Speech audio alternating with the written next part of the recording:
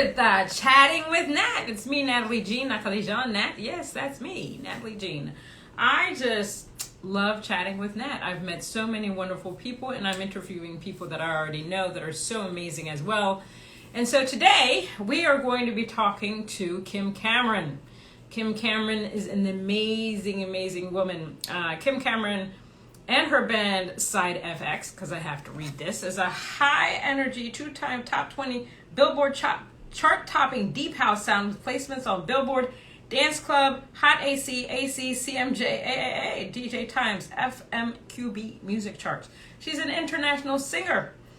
Kim Cameron, who performed twice for the NFL Giants Redskins to over 75,000, performed for the National League Marlins Baseball, toured across the U.S., Caribbean, and Europe and China. She was also asked to perform at the Xiamen Music Festival in China, receiving an International Exchange Award, being the only female asked to perform.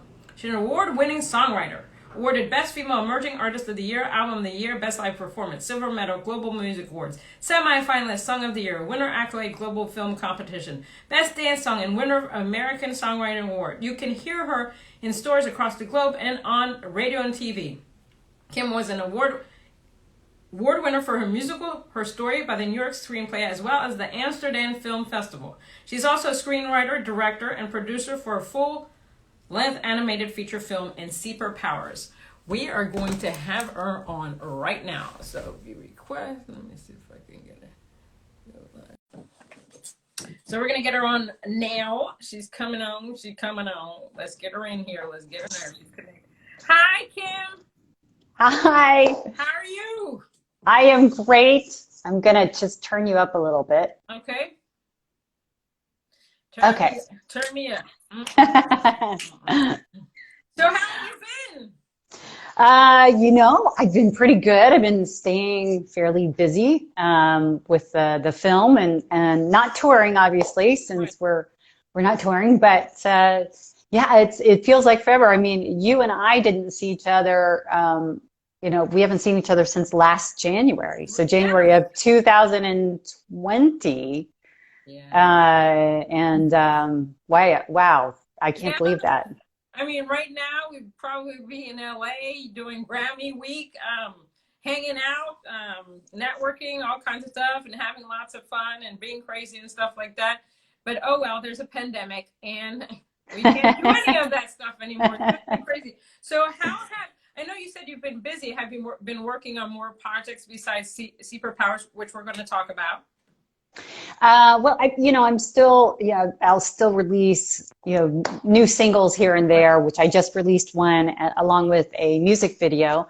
Okay. And it's not like I'm, new to music videos. This is probably, I don't know, number a zillion. But this one, what was fun about this one is that it was the first time I'd actually done a music video premiere. Usually you just stick it up on YouTube and people watch it and whatever. But this time, my other dancer who was in the music video, she said, well, we ought to do something. Right. And I sat there and I was like, actually we should. Why not? Right. So there's this great outdoor venue here in Miami. It was an amazing weather night for us, and he put up a big screen, and it was so we were all socially distant, but it was just it was just fun to do something live. Yeah. So that we did that, and we did a couple of acoustic songs afterwards, and so that was really fun. I mean, I was like, wow, I'll do another music video premiere again, because it was just a lot of fun. I hear you. I mean, during this whole time, we have to be so inventive and try to still create while we're not able to touch or even talk to each other without having a mask on, but the masks are all good because we want to stay alive. So now you've ventured into animated film. Seaper Powers is a fantastic animated film. People need to watch it, whether you're a kid or not. Tell us about that. How did you come about doing this movie? I'm also a children's author, so I have this book series, which is called Seaper Powers, and it's 5 books strong at this point. The very first book is called In Search of Blue Jay's Treasure. And when I started writing, I would say when I got to book 3-ish, I'd always had this vision of wanting to turn it into either a cartoon series or a movie. Right. And I just didn't know exactly how to go about it. And I kind of played around with animation, both in music videos, and then started playing around with it in, using a couple of the songs that are in the audio books for the book series. And I found that I had this craving for it. And Okay. so I began about, I would say 3.5 years ago, I started storyboarding the first book. Okay. And that took about 6 months, because when you're working on an animation, you have to go to a second detail, right? So somebody's lifting up your arm, you have to actually show that if you want the animators to lift up their arm. Right. So it's not like a film where everything is kind of to the minute. This is actually to the second level. And so after I had the storyboards done, I had to search for animators that were going to be of the style that was like my books. I didn't want something that was so extremely different than the books that I wanted them to merge. And that was a really challenging aspect of the whole thing, because everybody has they're artists, so everybody has their own way of putting an animated character together. And I finally found some. They're based out of India. Oh, wow. And so we've been working.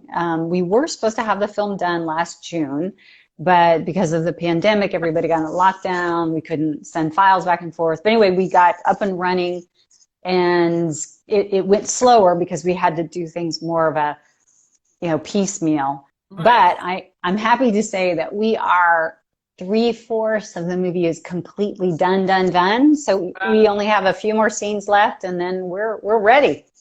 That's awesome. That's awesome. So how did you get into writing books for children? So it wasn't something I ever thought I would be doing. I mean, I am a journalism major, so I've always been a writer. But when I was out on tour, let's see, I guess that was 2014 or 15, I was in the Caribbean. Okay. And I was on tour. I was staying in St. Bart's. I was there for almost a month, which was just like this heaven job, right? Get up and be at the beach and play music at night, get paid, go back. It was just one of those dream jobs. Right. And so I was so lucky to be there. But one night there was a family that came in, and there was a little girl. She was about, I would guess, 9 or 10. And we struck up a conversation during the break. And she started telling me how her favorite sea creature was an octopus. Oh, wow, okay. And I was like, huh, an octopus. Because typically with a little girl, you think of starfish or a dolphin. And I was trying to wrap my head around an octopus. So the next day on the beach, my guitar player and I wrote this song called Mr. Octopus. And it was sort of like a tongue-in-cheek kind of thing. But it ended up being a little bit cute. And so he said to me, you ought to write a story around this. And so I said, yeah, why not? So I wrote the first book around this song. And from there, we created an audiobook. We got really excited and we put it out there and said, well, let's just see what happens. Well, we got so many requests from parents to have us convert it into a printed book. Wow. That's how it kind of converted. And then, well, we can't stop here. We got to continue on. And so 5 books later, and a movie script and a screenplay and a film, that here we are. That's divine timing. That little girl had to walk into your life to change and to add more to your life, because you're already this Billboard charting artist, this vocalist, this amazing person, and then now you're just this amazing author and filmmaker. And I think that's awesome, because I love the aspect of the versatile woman that's able to do so many things. And I think that women in general can do anything. It's not that men can't, because I know get punched every time I said this women thing, but women have had to fight a lot harder to get where we need to be. Do you think that as a female filmmaker that you've encountered any problems trying to get your film out there? Um, Not yet. I mean, ask me that in a couple months once it's done. But I have a suspicion that women may Right. have an advantage in the kids area. Okay. Just because it's, when I've had conversations with distributors, Hmm. I definitely get a very warm reaction and they're very excited to hear Right. it. And I think there's an assumption out there that, women have much more of a line sight on kids' Right. thought process and what's Mhm. entertaining to them. That's my sense of the conversations I've had. I mean, it hasn't been a question. Now, if I was going, for like a horror film or, something along, something about NASCAR, I think I would really be, I think people would turn their head. And I think it'd be a struggle for people to see that. But I think for children's content, it may be more of a natural fit. Right. Right. So recently you've won a lot of awards for Seaper Powers. I've noticed on Facebook, Instagram, all over the place. What have you won thus far? It's a lot. We've wun a lot. Obviously, the film's not out, so we can't Right. win the film quite yet. Right. But I'm hoping we do get to win some. So the trailer that's been out for a year has won, I'm not sure the count, but I'm sure 10 plus awards, which has Right. been really fun for best trailer. The screenplay, which I'm super, super happy about, Right. has won probably 3 or 4 best screenplays, and which is some of it. One of them was for the Malta Film Festival. I was shocked and so grateful because I'm competing. It wasn't a children's film festival. It was a film festival. So I was competing with all the other screenplays out there. Right. And for them to choose an animated screenplay was just, it Right. was, uh, it was I know, stunning to me. Yeah. right? And then we've won several for the soundtrack. So Right. the soundtrack has probably gotten about 6 or 7 awards for best soundtrack, which our mutual friend was part of that, which is really exciting. So I've been really happy with how it's being received as far as in the film community. That's awesome. Now, segueing into the soundtrack. Yes, our mutual friend is Suzanne Grosna. We both love her to death. So, how was it working with Suzanne, and how did you select the different artists on the soundtrack?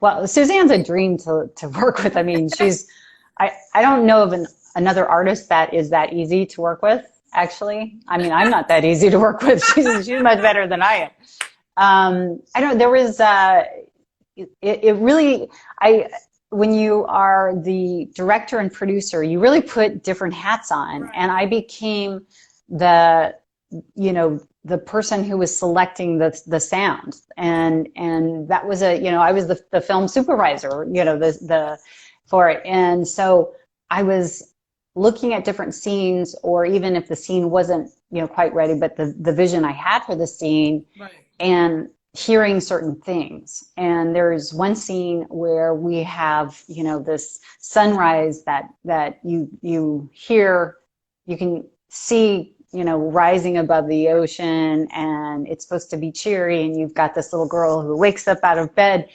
And the minute I thought about that, I was like, oh, well, that sounds like Suzanne. So Okay. that it was that easy, right? So Right. yeah, and she's made that one song just so beautiful, which is the song is called Sunrise. And it's, I would say all of the songs were just ones from when I played music supervisor. Hmm. It actually, I started thinking about what music supervisors actually think about. Right. It was a good experience, actually, but it's a combination of the sound, the feel, and the lyrical content, if there is lyrical content. Right. Right. Yeah, myself and Nick Chris, we joined the Guild of Music Supervisors this last year, 2020, because we want more insight of how to get connected with music supervisors, because the music industry is so fickle. You can't just perform. I mean, if you're that big touring artist and you're making lots of money doing that, that's great. But I think it's also important for artists to try to get their music into film, TV, commercials, documentaries, whatever it is. because right now that's a source of big income for artists and stuff like that. So now you're wearing so many hats. Now, what is your favorite hat to wear? Wow. You know, that depends. Depends on the day because, you know, like you, because you're all over the place as well. You know, there are days I feel inspired and you know, I want to write a song, and then Right. I put on my songwriter hat. It just comes naturally that that's what I want to do. And then there are days that I'm like, well, you know what? I want to start writing the next, assuming Seaper Powers, the first movie takes off, I want to be ready to have my screenplay for the second one Right. to get started. So I would definitely have those writing days where I'm thinking very creatively and want to start drawing. So it's never, I never have more than one hat on a day. I've found that it's definitely one hat at a time. Right. I don't think I could do more than one hat on one day because I think it's a mindset, right? The way Right. you try to write music is totally different the way that you're, you know, thinking about writing a book or writing a story, or doing a radio show. Mhm. It's, you know, they're just different creative parts of your brain.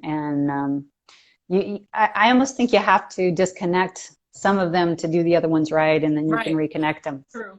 True. Very true. Whew, yeah, wow. But you've got a lot on your plate, but you're doing so many amazing things, and I'm glad to see you're pursuing your dreams. Now, one of the things is you're doing a film for it, you have the trailer.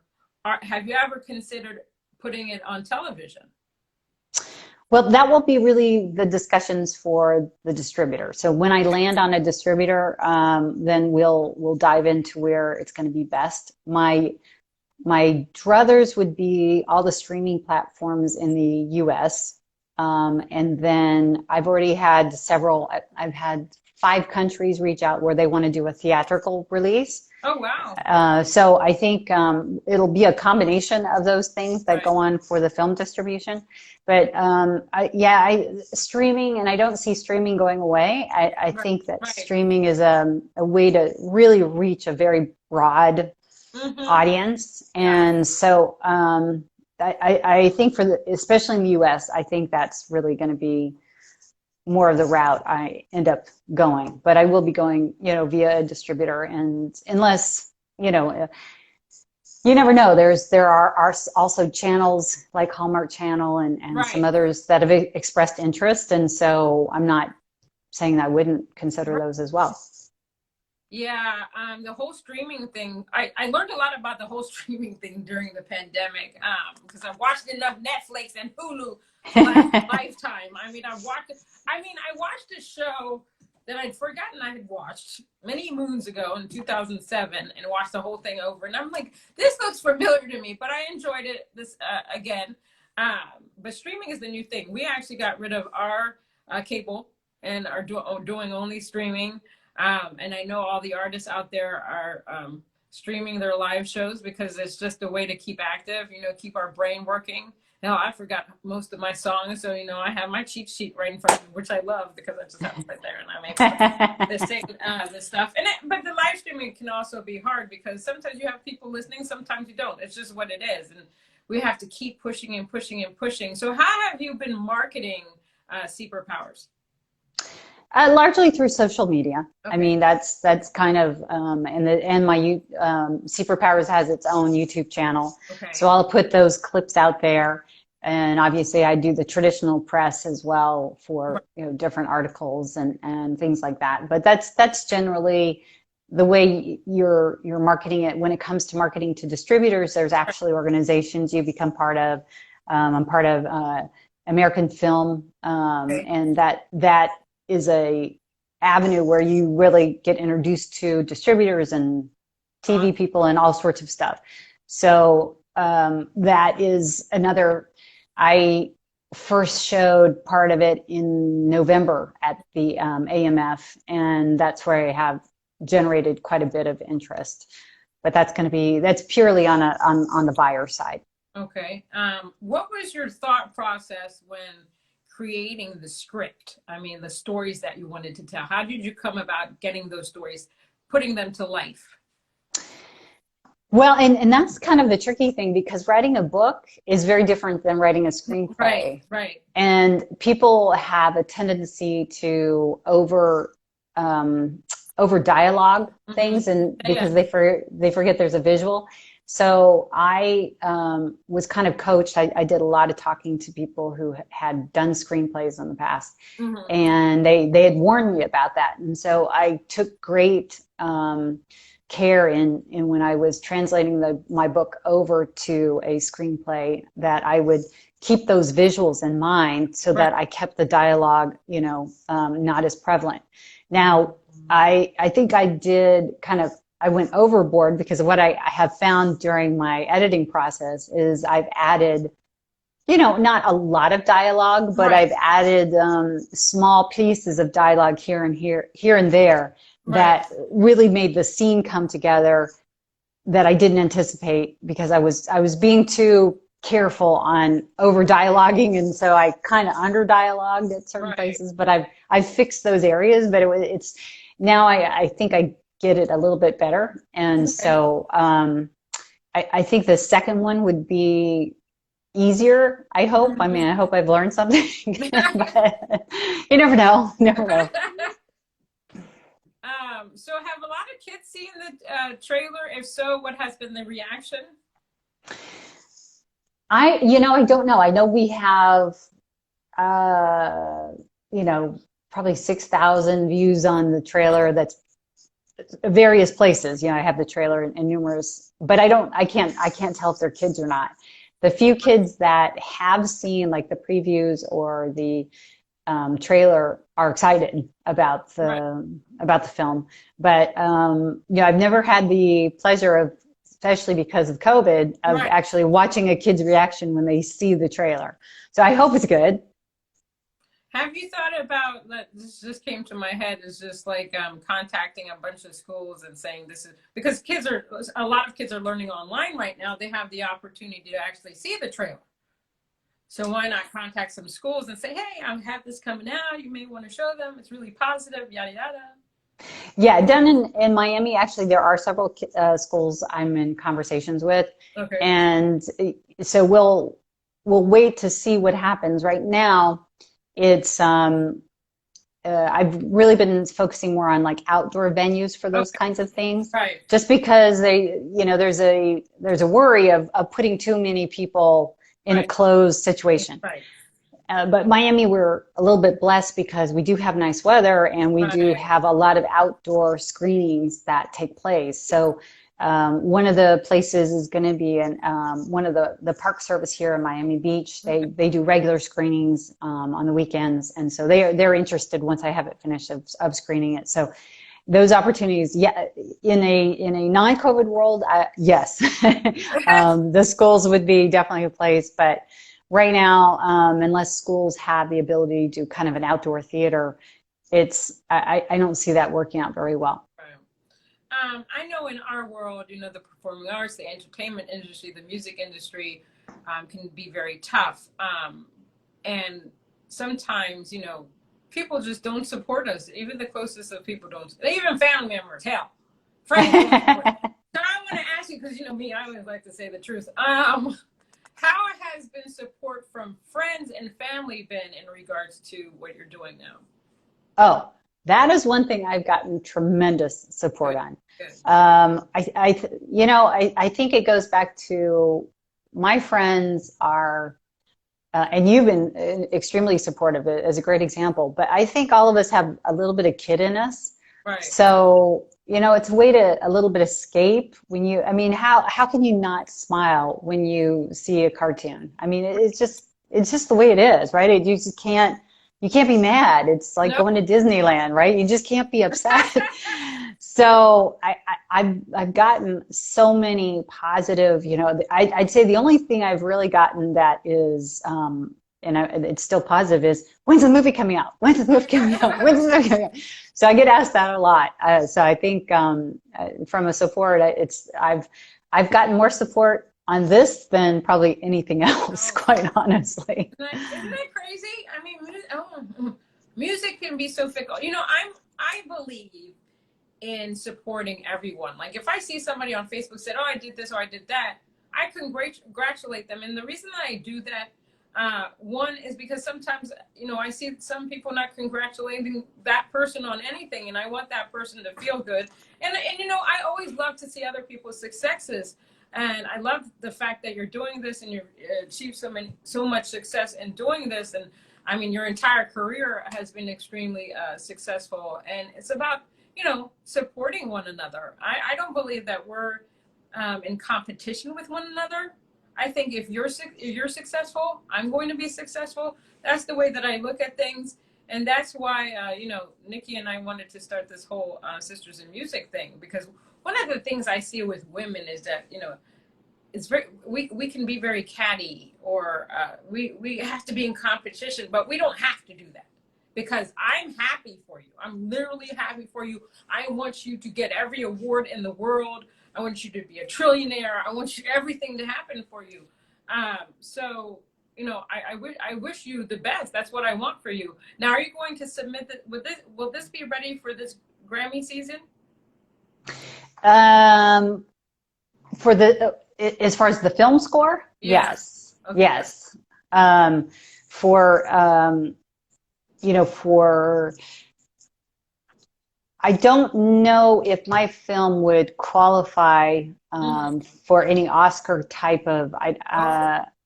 There are Oscar qualifying festivals, and you know, at one time I had looked at that, but since I didn't have the film done, there's not. Until you have the film done, it really doesn't matter. So that will be on my list, but.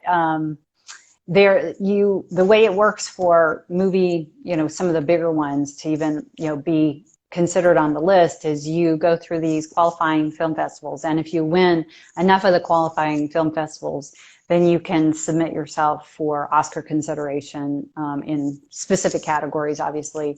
And that's also true with Sundance and Toronto Film Festival and one other one. Cannes is another one. So, you know, hopefully I can, you know, get enough film festivals under my belt that I can qualify at least to be looked at. That would be fantastic. You never know. You never know. I think you should submit it. You never know. You know, as the pandemic has shown us, and as we should know, tomorrow is never promised. So you should do everything that you can, everything that you want to, submit it to everything. Yeah. You know what I mean? It's another way. All they can do is say, yeah. All they can do is say no, right? Right. All they can do is say no. We've heard no, but they also could say yes. I'm on. Yes, yes, yes. Now, tell our audience where they can find you. Well, for the movie, I would have them just go to the Seaper Powers website, which is www.seaper, which is like super, but it's SEA, like in the sea, seaperpowers.com. Right. If they want to kind of hear my music, which even though I do write children's music, my other website focuses on sort of the dance, deep house kinds of stuff. And that is www.sidefxmusic.com. Isn't it crazy how you have to remember all this stuff? Yes. Well, all my like socials are like on the front page, right. So that way people don't have to write them down or try to find me. I can never. I'm on so many things now that I'm just like, just Google me. Okay. Go to my website or just Google me, because I can't. I'm always like, okay, what is that one again? I mean, I have 3 accounts on Instagram, so it's kind of crazy to remember that. And now I have 2 Twitters and all that stuff, but I try to manage it all. I try to wear so many hats. You do very well. Well. Tomorrow we'll be chatting with Kim Cameron again on Blog Talk. I'm excited. Talk more about everything that she's doing, because she's doing it all, and I think that's fabulous. Kim, thank you for being on Chatting with Nat. I miss you because we had so much fun last year in LA. You are the best, and thank you for supporting me. I really appreciate that. You always have my back. You know I love you forever and ever, forevermore. And if there's anything that I can do for you, you let me know. Back at you. Love you. All right. Talk to you tomorrow. And thanks again for being on Chatting with Nat. All right. Bye-bye. Bye.